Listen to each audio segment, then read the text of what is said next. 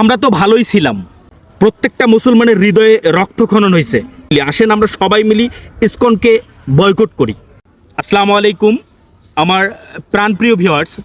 আসলে আমি আপনাদের সঙ্গে কিছু গুরুত্বপূর্ণ বিষয় নিয়ে আলোচনা করতে চাচ্ছি। সেটা হচ্ছে যে বাংলাদেশের যে বর্তমানে এই যে অস্থিতিশীল একটা পরিস্থিতি, এই পরিস্থিতি নিয়ে আমি একটু আপনাদের সঙ্গে কথা বলতে চাচ্ছি। সেটা হচ্ছে, মূল বিষয়টা হচ্ছে ইসকন। ইসকন কোথা থেকে আসলো, আর এখন যে একটা অস্থিতিশীল পরিস্থিতি সৃষ্টি হচ্ছে, এটা কিন্তু ইসকনের কারণেই সৃষ্টি হচ্ছে। এই যে আমরা যে মুসলমান আছি, আর আমাদের দেশে যে হিন্দু আছে, অন্য অন্য ধর্মাবলম্বী আছে, এই যে এদের মধ্যে একটা দাঙ্গা লাগায় দিয়ে দেশটাকে একটা অস্থিতিশীল পরিস্থিতি করে অশান্তি বিরাজ করতেছে।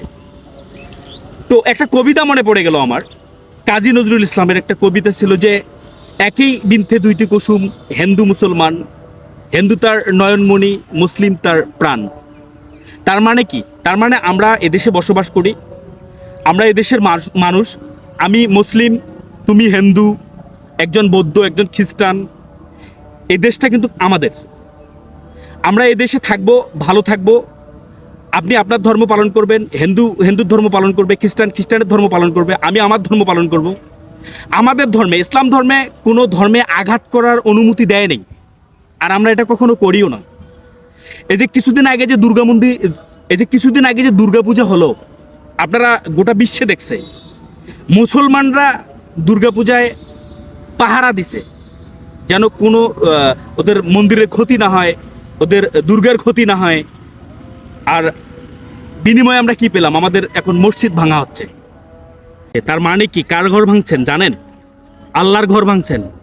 প্রত্যেকটা মুসলমানের হৃদয়ে রক্তক্ষরণ হয়েছে, তারপরও মুসলমান এখনো চুপ আছে। আর একবার যদি মুসলমান জাগে না, কি হবে পরিস্থিতি একবার ভাবছেন?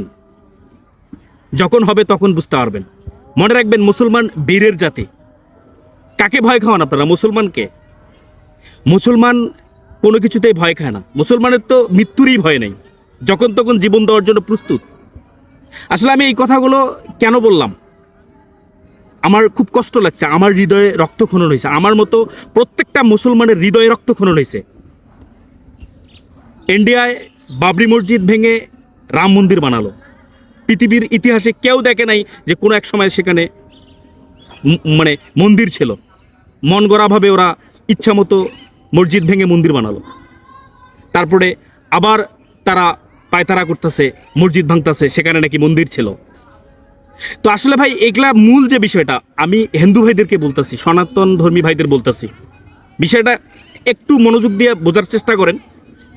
আসলে ভাই, আপনাদের আর আমাদের মধ্যে দাঙ্গা লাগায় দেওয়ার জন্য তৃতীয় কোনো এক পক্ষ এখানে আছে। তারা চায় না আমরা ভালো থাকি, শান্তিতে থাকি।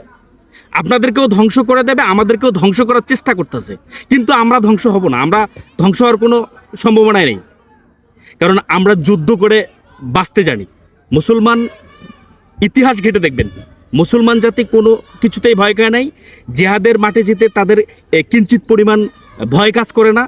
পরিবার, সন্তান সমস্ত কিছু ছেড়ে নিমিষেই তারা জীবন দেওয়ার জন্য প্রস্তুত থাকে। আপনারা সবাই সবার জায়গা থেকে ভালো থাকেন, সুস্থ থাকেন।